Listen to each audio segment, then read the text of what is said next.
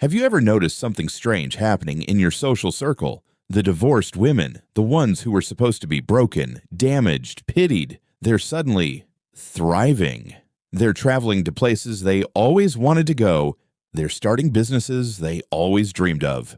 They're laughing louder, dressing differently, carrying themselves with a confidence that makes you do a double take. And the married women look at them and whisper, "She seems so happy." Almost too happy.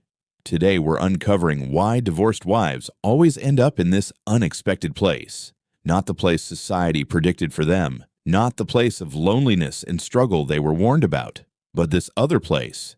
This place of surprising freedom, unexpected joy, and radical self-discovery. This isn't about promoting divorce. This is about understanding one of the most misunderstood transformations in modern life, because what looks like an ending from the outside is often the most powerful beginning a woman will ever experience. Chapter 1. The Great Unlearning. Every married woman lives with what I call the invisible script. It's the unwritten manual for how to be a good wife, how to manage the household, how to support her husband's career, how to prioritize everyone else's needs before her own, how to shrink to fit into the space her marriage allows.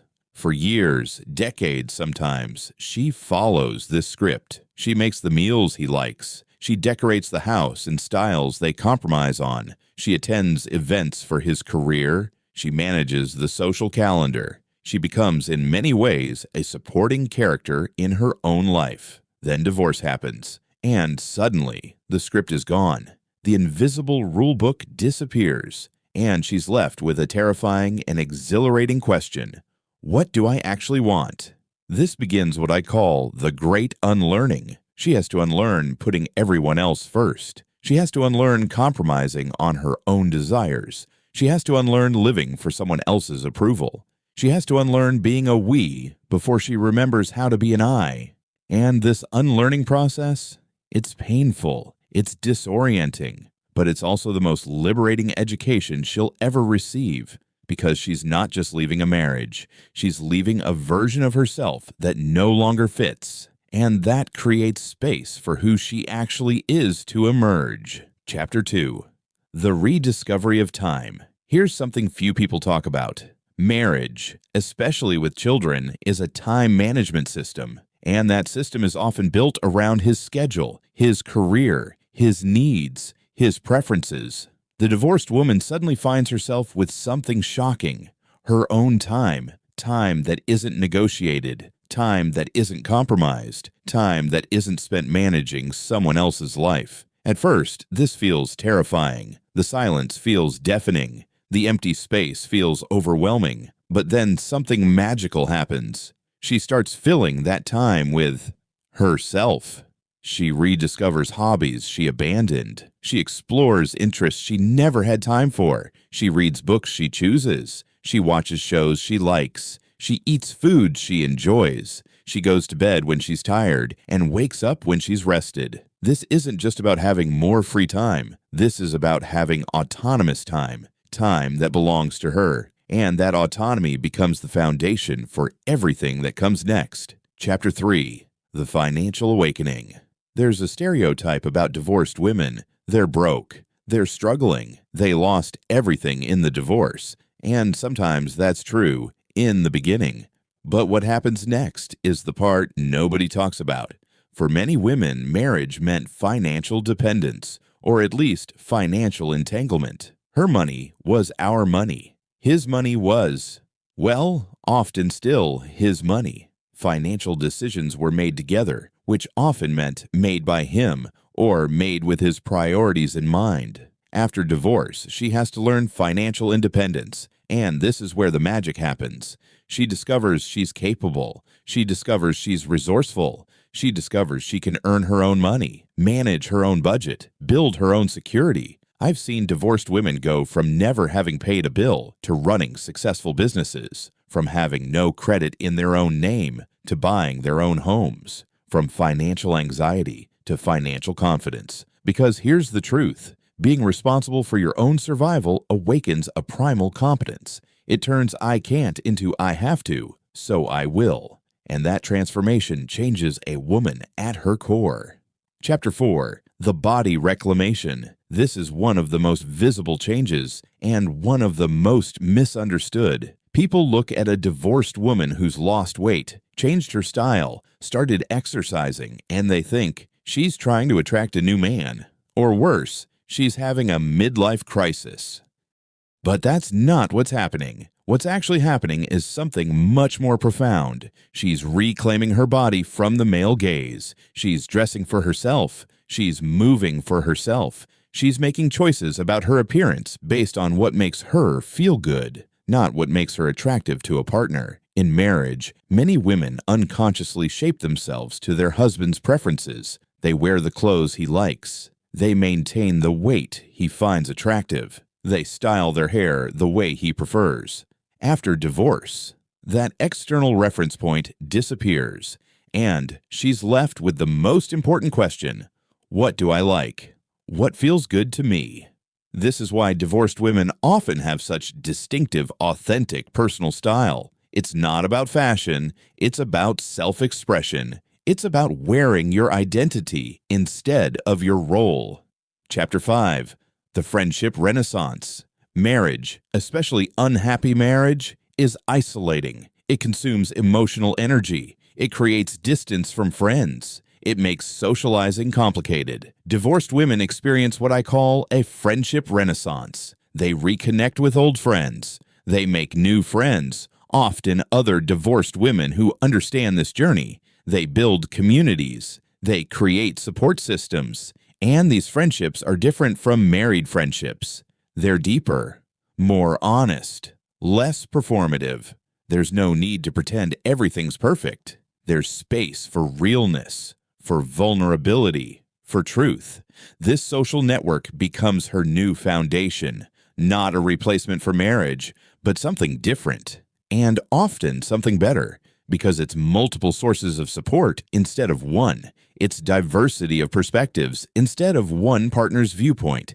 It's unconditional acceptance instead of marital negotiation. Chapter 6. The Sexual Reawakening. Let's talk about the elephant in the room. The stereotype is, she's sleeping around. She's wild. She's making up for lost time. The reality is more nuanced and more beautiful. For many women in long marriages, sex became routine, a duty, a negotiation, something done for his pleasure or for marital harmony. Their own desire got buried under years of obligation. After divorce, she rediscovers desire on her own terms. She learns what she actually likes. She sets her own boundaries. She explores without pressure. She says yes when she wants to and no when she doesn't, without consequences, without negotiation, without resentment. This isn't about promiscuity. It's about autonomy. It's about pleasure becoming hers again instead of something she provides for someone else. And this sexual reawakening often extends beyond the physical. It's a reawakening of all her senses, of her capacity for joy, of her right to pleasure in all areas of life. Chapter 7. The Parenting Transformation. If there are children involved, this is where the most surprising transformation happens. People assume divorced mothers are overwhelmed, struggling, barely managing. And yes, single parenting is hard, incredibly hard. But here's what they don't see. Divorced mothers often become better parents, not despite the divorce, because of it. Here's why. They're no longer managing a husband's emotions while parenting. They're no longer mediating between children and a disengaged or difficult partner. They're no longer exhausted from marital conflict. They have the children 50% of the time, which means they parent 50% of the time and recover 50% of the time. This creates a healthier dynamic. Fully present parenting when they have the kids. Fully present self-care when they don't. And the children often thrive in this new structure. They get their mother's undivided attention. They see her modeling resilience and independence. They learn that women can be strong and capable on their own.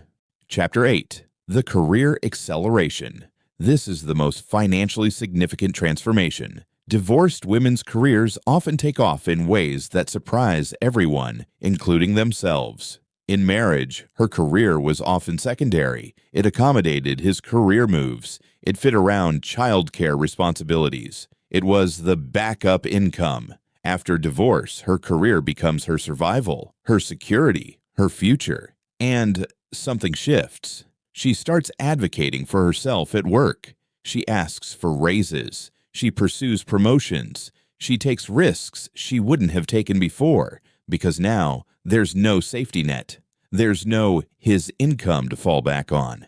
And that necessity breeds courage. That pressure creates diamonds. I've seen divorced women double their incomes in 2 years, start businesses they dreamed of for decades, change careers entirely, find professional fulfillment for the first time. Because when you're building your own life from scratch, you stop playing small. You stop settling. You start building something that's truly yours.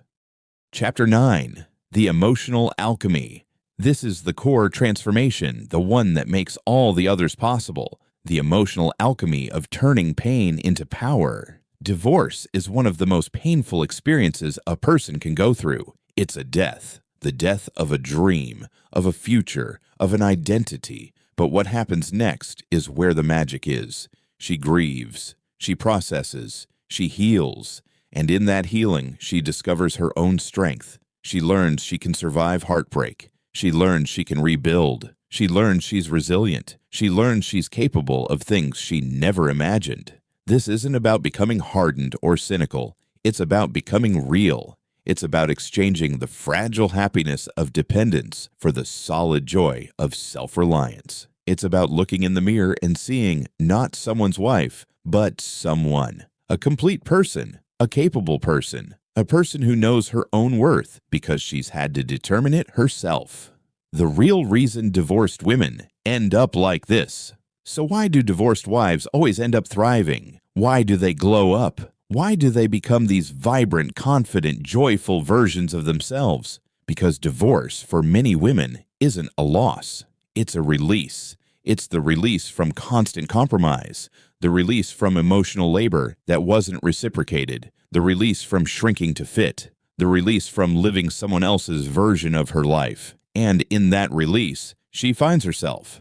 Not the self she was before marriage, not the self she was during marriage, but the self she was always meant to become, the one marriage was keeping her from becoming. This is why married women look at divorced women with a mixture of judgment and longing, because they sense the truth. That woman isn't just surviving without a man. She's thriving because she's finally free to be herself. And that freedom is contagious. It's threatening.